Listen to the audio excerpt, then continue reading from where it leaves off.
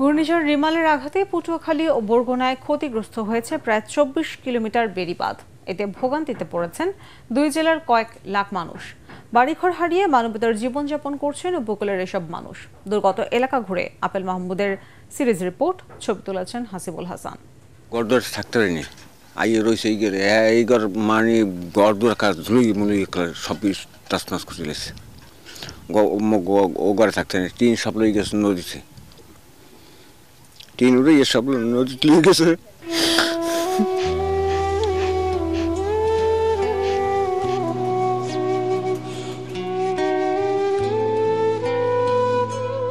বেঁচে থাকার শেষ সম্বল হারিয়ে নিঃস্ব কমরপুরের আব্দুল আজিজ মোল্লা। পটুয়াখালীর কলাপাড়ার উপকূলীয় এই এলাকায় রাতে ঘুমানোর জায়গাটুকু কেড়ে নিয়েছে ঘূর্ণিঝড় রিমাল। বঙ্গোপসাগর ঘেঁষা ফাত্রার বনের দিকে উদাস মনে হিসাব মেলাতে ব্যস্ত এ জেলে। একই পরিস্থিতির শিকার খাপড়াভাঙা নদীর তীরে সিরাজপুর গ্রামের আবু গাজী। ঘরের কাঠামো ছাড়া সবই উড়ে নিয়ে গেছে ঘূর্ণিঝড়। চাংটা পড়ে গেছে, এই আমার ঘর দুয়ার নাই, বাড়িও ঘর নাই, চারটা তিনটে মেয়ে একটা ছেলে, ছেলে এফেক্ট করা, ব্রেনটা এফেক্ট করা, দারুণ এফেক্ট করা।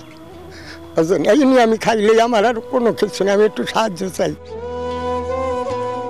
এবারের ঝড়ে সবচেয়ে বেশি ক্ষতিগ্রস্ত হয়েছে পুকুর, মাছের ঘের, বন এবং আধা পাকা ও কাঁচা বাড়ি ঘর।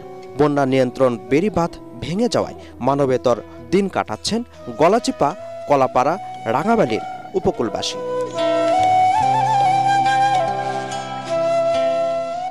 গরু ঘর পচাই কেউ পড়ছে, কেউ গিরে ডিগের পচাই পড়ছে, ক্ষয়ক্ষতি ভালোই হয়েছে। টিন টুন উড়ে নিয়ে গেছে, কতকের গাছে চাপা পড়ছে। ঘরের চাল মাল উল্লি হালাই দিয়েছে, এগুলো বান্ধিয়ে সিন্দিয়ে সুন্দর করে রাখছি, অনেক ক্ষতি হয়েছে। বরগুনা সদর উপজেলার আইলা পাতাকাটা, বালিয়াতলি ও বদরখালী ইউনিয়নেও বাঁধ ভাঙনে মানবতার জীবনযাপন করছেন উপকূলের মানুষ। এ জেলায় প্রায় ৩,৩৭৪টি ঘর সম্পূর্ণ বিধ্বস্ত এবং ১৩,০৩৪টি ঘর আংশিক ক্ষতিগ্রস্ত হয়েছে। আশা করি যে ভালো একটা যে মানুষজন তাদের ক্ষতি গ্যাপটা পূরণ করে আসতে পারে, সেজন্য আমাদের সার্বিক সহযোগিতা যেভাবে পারি আমরা তাদেরকে দিয়ে যাব। বরগুনা ও পটুয়াখালীর যেসব স্থানে বাঁধ ভেঙে পানি প্রবেশ করেছে সেসব স্থানে দ্রুত সংস্কারের উদ্যোগ নিচ্ছে পানি উন্নয়ন বোর্ড। একদিকে সংস্কারের অভাব, আরেকদিকে ব্লকের পরিবর্তে বালুর বস্তা ফেলে বাঁধ নির্মাণ করা হচ্ছে। এতে প্রায়ই প্রাকৃতিক দুর্যোগে উপকূলবাসীর লক্ষাধিক মানুষের জীবন হুমকির মুখে পড়ছে। তাই এলাকাবাসীর দাবি দ্রুত এ সমস্যার সমাধানে সরকারকে সঠিক পরিকল্পনার। আন্ধার মানিক নদীর পাড় থেকে আপেল মাহমুদ, এটিএন বাংলা, কলাপাড়া, পটুয়াখালী।